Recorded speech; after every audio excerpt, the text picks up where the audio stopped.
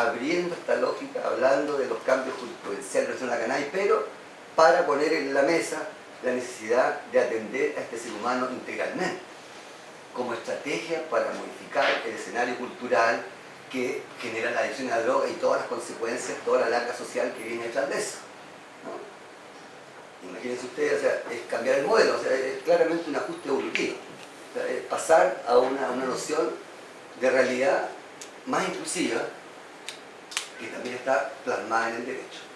Pero ¿usted cree que cuando más avanzaron ustedes en la concientización o en el cambio cultural en la sociedad fue cuando tomaron el tema desde la perspectiva de la droga, del cannabis como un elemento que permite una liberación más integral o la búsqueda de razones superiores, digamos, en el ser humano, y no tanto para curar enfermedades concretas, físicas, digamos, que creen que el otro camino les abrió más espacio? Es lo mismo. O sea, el dolor, por ejemplo, cuando uno consume cannabis, normalmente cuando una persona experimenta dolor, focaliza su atención en la zona dolorosa. Cuando una persona se expande, el dolor se relativa la ponderación, ¿no? Se relativiza la ponderación del dolor en la conciencia y el manejo subjetivo de esa relación con el dolor es distinto.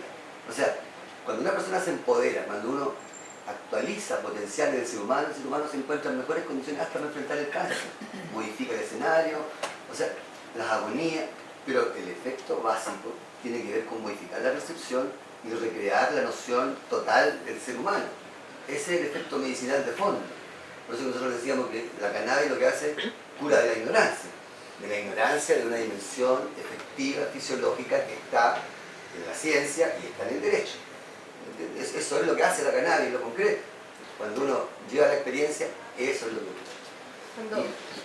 Y nosotros, cuando ya pasó la absolución, como digo, empezamos a trabajar, seguimos trabajando con la Corte Suprema ya fuera del tema del juicio, empezamos a educar, a hacer conciencia, trabajamos en Concepción, y sobre eso hoy día tenemos también alineado a la Asociación Nacional de Magistrados, tenemos a la Fiscalía también teniendo conciencia que en realidad tienen que rectificar su política persecutoria porque tienen que respetar los derechos fundamentales, como evolución también de ellos como institución.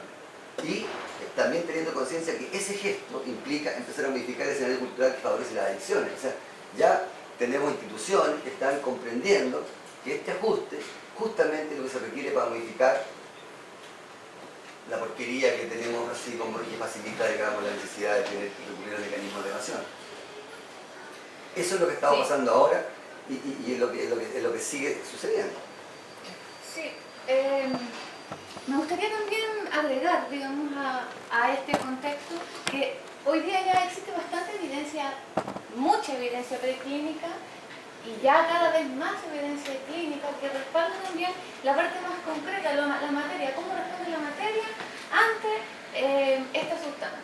Hay bastante evidencia. Hoy día nosotros, bueno, ustedes no se pudieron quedar, pero nosotros hoy día mostramos evidencia, por ejemplo, de lo que pasa con el consumo en menores en los estados donde ya se ha legalizado en Estados Unidos la cannabis medicinal.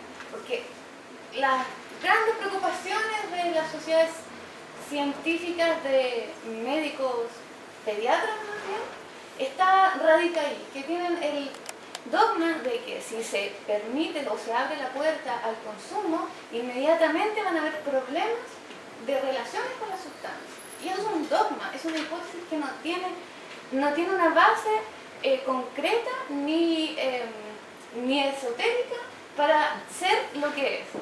No sé por qué en algún minuto se combinó aquella hipótesis. Hoy día ya es posible votar toda esa hipótesis. Luego de 50, 60 años de la guerra contra las drogas, no ha bajado ni un poquito el consumo problemático. Excepto en los países donde sí se legaliza la sustancia. Hay que decir que hay evidencia ya que demuestra que no ha variado cuando se libera el uso. No solo no varía, sino que incluso podemos decir que baja el consumo problemático. ¿Dónde es eso? Estados Unidos. Pero ya lamentablemente lo estuvieron. Hay que comprender también que hay un proceso, ¿verdad? Digamos, aquí hay también corrientes de pensamiento muy intensas en la sociedad científica. El fenómeno ha ido cambiando porque, digamos, Estados Unidos ha ido cambiando los últimos 5 años, no es lo mismo que hace 10 años atrás. Entonces, cuando uno empieza a ver las tendencias, cómo ha ido comportándose el fenómeno, al ir estado a estado legalizando el uso medicinal, lo que uno ve y lo que se ha visto ya publicado en revistas importantes, 2013, 2014, 2016, en julio de este año ya se demuestra que de 2012 a 2013, prevalencia de consumo problemático en adolescentes ha ido disminuyendo. O sea, legalizar las sustancias disminuye el consumo problemático. Demostrado en Estados Unidos, demostrado en Portugal, demostrado ya en varios países. La idea, o sea, la hipótesis del acceso ya se descartó, o sea, y tratar de impedir el acceso a la sustancia no controla el consumo, no controla el consumo problemático. No lo logra. Abrirse mercados legales es lo único que logra disminuir, o por lo menos despenalizar. Modelo portugués, por ejemplo, en donde lo único que se hace, o básicamente lo que se hace es permitir el porte de toda la sustancia en ciertas cantidades. Dejar de criminalizar el porte.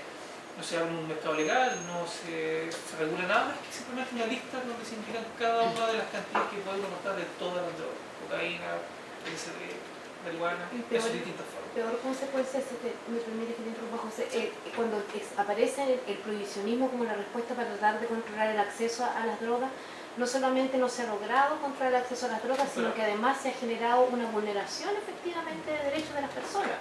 Y que eso es efectivamente lo que se tiene que detener. O sea, la contundencia del argumento de que se tiene que detener la vulneración es como innegociable. Se está tratando de manejar al ser humano excluyendo su condición fundamental. O sea, eso, ¿cómo no va a ser eso el problema, digamos? Aquí hay un tema de que el Estado, en Chile por lo menos el artículo primero, sale que tiene compromisos tanto de relación material y espiritual del ser humano y tiene obligación de desarrollar políticas públicas en Chile. Eso no existe una política pública que pretenda hacer semejante cosa. Y los científicos hoy día, según esa lógica, no puede seguir bastándose por la explicación en el plano material. Claramente hoy día la ciencia establece que la realidad tiene dos planos, por lo menos, el material y el no material. Entonces seguir tratando de explicar fenómenos en esa altura es como ya antidiluviano, o sea, como que ya no corresponde eso. Sí, pero acá para que nos comprendan y nos puedan dar mejores argumentos, sobre todo ellos que yo no los conocía, los conozco a ellos. Vos tienen que, ayúdennos, pónganse en el ser argentino. En Argentina tenemos ley de identidad de género, matrimonio igualitario, tenemos en derechos humanos, junto con Uruguay y ustedes, hemos sido líderes, pero en muchas cosas la soberbia argentina tomó la posta en materia de derechos humanos.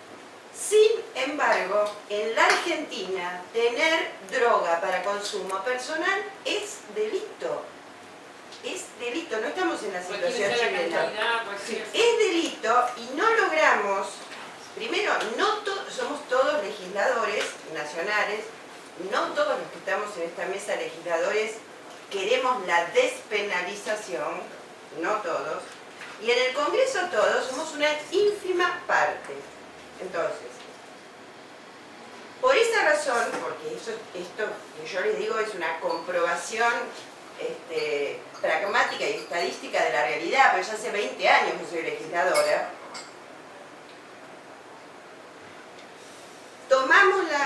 estamos intentando por lo menos lograr que el uso terapéutico, medicinal, como quieras, de la marihuana no sea delito. Y tenemos grandes dificultades para lograrlo.